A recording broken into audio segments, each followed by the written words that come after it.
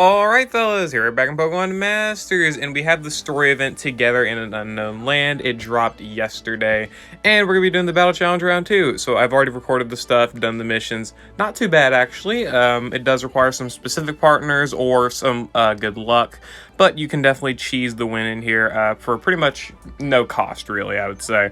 Obviously, we can get a Sprint coin here after using 2 Sinnoh characters, and a Field coin after using a Dark and Fighting character. So yeah, let's go ahead, hop into the battles. This will be, of course, a semi-free-to-play run.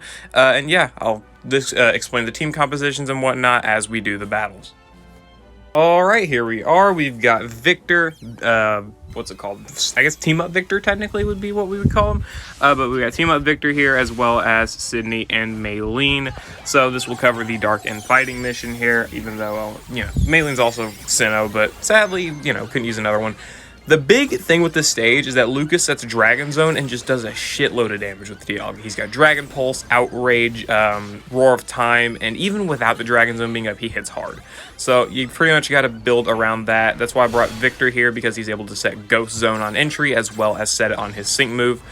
I forget how I did the battle here, but I pretty much just tried focusing the Dialga as well as Barry with Maylene, because I do have her gridded with super duper effective on Drain Punch.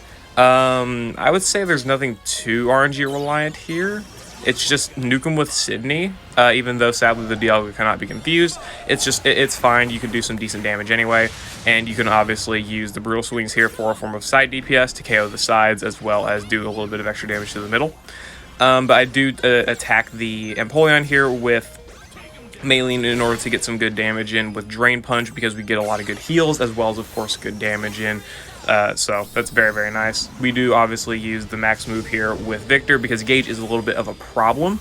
So any chance we get, we kind of try not to consume it too much. So the max move was a good way to do that. And of course, it debuffs their defense, so we can, use these Drain Punches a little bit better. Right before they sync here, you do want to be sure that everybody is relatively healthy. That's why I potion up Maylene here, so she gets back to full HP pretty much. We do go for the Haze as well, because I do not know if they have like Tough Cookie or any of these multipliers that may rely on defensive buffs in order to do extra damage. So I just Haze them, get rid of them. It's nothing too crazy. And I'm pretty sure we KO obviously with the next Brutal Swing from Absol here. Well, no, we actually use Drain Punch with Maylene and get the KO, but it would probably have been better to just go for a Drain Punch on the Dialga. It would have been the smarter idea. We go for the Brutal Swing here, do some good damage. I think we finished the Dialga off here with no, we finished off with the next Brutal Swing, and then we queue up the Shadow Ball there for a little bit extra damage. Victor here, mostly just for the max move damage, as well as setting the Ghost Zone so we can get rid of the Dragon Zone. That's mostly it, right? I would say anyway. So there we go, finish them off with the Shadow Ball. Pretty easy. You just got to watch for Maylene's HP. If it gets too low, obviously she can be susceptible to an Outrage, Roar of Time, Sync move, whatever. So you want to be sure that she's healthy enough with her Drain Punches. You can get some lucky crits. You may not get some lucky crits. It's really just dependent on what your luck is and whatnot. So you do have to be careful of that. So if you can, mitigate it, there you go. You may mitigate your issue. Again, we do have super duper effective 5 picked up for her, so she can do some extra damage with her Drain Punches, obviously on the fighting weak enemies. And again, Victor here, he's pretty sure that's his nuking grid, but he doesn't really have too much in his grid that would make him, make it change anyway, so it's not really that big of a problem. But yeah, there we go. That was the Dark and Fighting mission. Let's go ahead and move on to the Sinnoh missions. Alright, here is the double Sinnoh mission. We've literally just changed out Victor for Volkner, because the other way of dealing with Dialga, well, technically Lucas, whatever, their boosted dragon attacks is to flinch spam them. So that's what we do with Volkner here. Thunderfang, 50% chance to flinch, not too bad. There may be a better flincher here, obviously, and of course with any premium units, you can probably find a better strategy / a better flincher, but this is probably the most free-to-play setup. Is to rely on the flinches from Volkner here. You do want to make sure that Maylene does not take too much damage, and you can actually start racking up Maylene's crit rate as well as her attack buffs with this.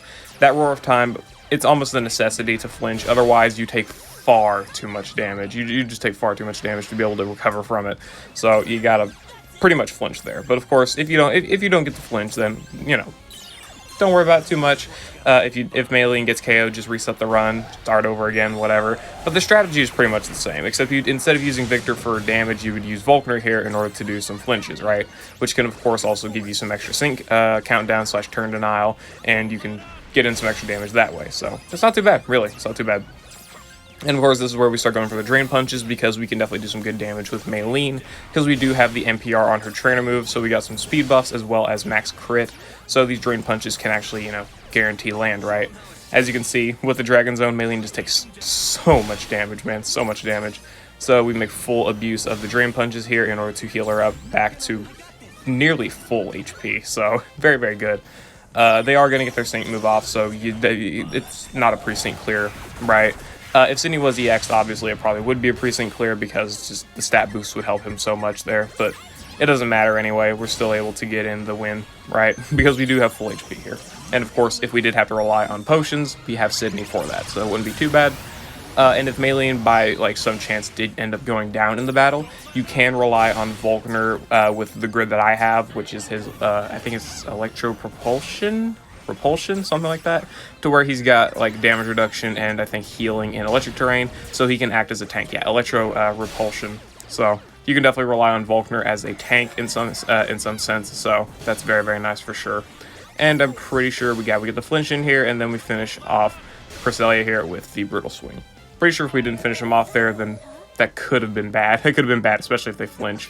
But yeah, we were able to get the win in. Volkner, very, very good for flinching. That's pretty much the only reason we won this, because that Dragon Zone Dialga is absolutely insane. Not a lot of characters can take the attacks, unless, of course, you can take down the zone or just, you know, don't take damage, right? So yeah, here are the grids. That was the Battle Challenge Round 2 missions for the story event, right? I forget what it's called. Something related to Hisuian characters, right? Something related to time travel.